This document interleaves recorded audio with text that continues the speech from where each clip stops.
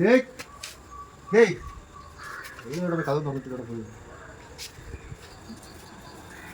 എന്തൊരു പാത്രങ്ങളൊക്കെ ഇവിടെ കിടക്കുന്നത്.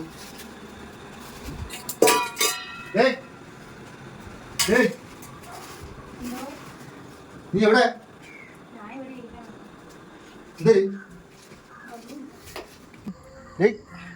നീ കരണ ചെറുക്കവിടെ പോയി ചെറുക്കായി പാത്രങ്ങളൊക്കെ ഇവിടെ കിടങ്ങ. നീ സത്യം പറ എന്ത് സംഭവം തരും. അവൻ എന്നും പൈസ ചോദിച്ചാ നീ എന്താ കഴുത്തിലെ പാട് എന്ത് ചെയ്തത്?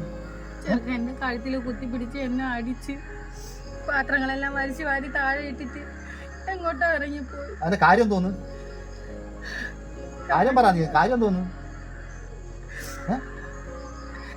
അടുത്തണ്ണ എനിക്ക് നീ കാര്യം പറ. സമയം ഇവിടെ എന്താ സംഭവം കാണിച്ചാ മതി. ഞാന് അവന്റെ റൂം തൂത്ത് വൃത്തിയാക്കാനായിട്ട് പോയി ചെന്ന് റൂം തൂത്തോണ്ടിരിക്കുന്ന സമയത്തുണ്ടല്ലോ അണ്ണ അവിടെ മേശയൊക്കെ അലങ്കോലപ്പെട്ട് കിടന്നു. അങ്ങനെ ഞാൻ ഈ മേശ പുറത്തിരിക്കുന്ന സാധനങ്ങളെല്ലാം ഇങ്ങനെ അടുക്കി പറക്കി വെച്ചിട്ട് മേശ വലിപ്പ് തുറന്ന് ഇങ്ങനെ നോക്കിയപ്പോഴത്തേക്ക് എന്തോ ഒരു വെള്ളപ്പൊടി ഇതിനകത്ത് കിടക്കുന്ന ഒരു കവറിൽ. വെള്ളപ്പൊടിയാ? അപ്പോഴും ഞാൻ ചോദിച്ചു ഇതെന്തോന്നടാ ഇത് എവിടെ നിന്ന് കിട്ടി എന്നുള്ളത് ഞാൻ ചോദിച്ചു. അപ്പൊ നീ ആരടി എൻ്റെ കൂടെ ഇതൊക്കെ ചോദിക്കാനെന്നും പറഞ്ഞുകൊണ്ട് ബഹളം തുടങ്ങി. ഞാൻ മടുത്തണ്ണ എനിക്ക് വയ്യ.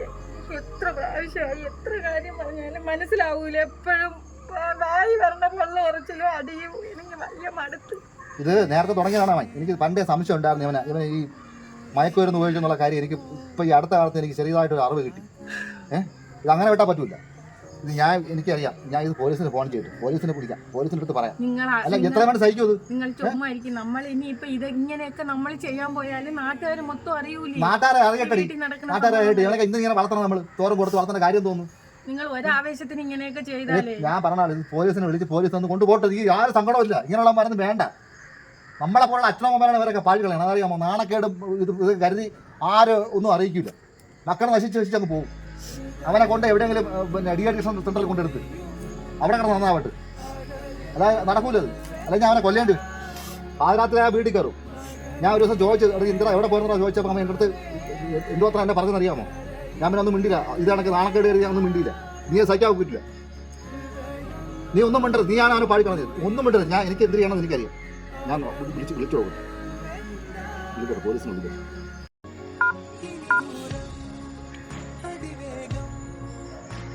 Hello, police സ്റ്റേഷനല്ലേ?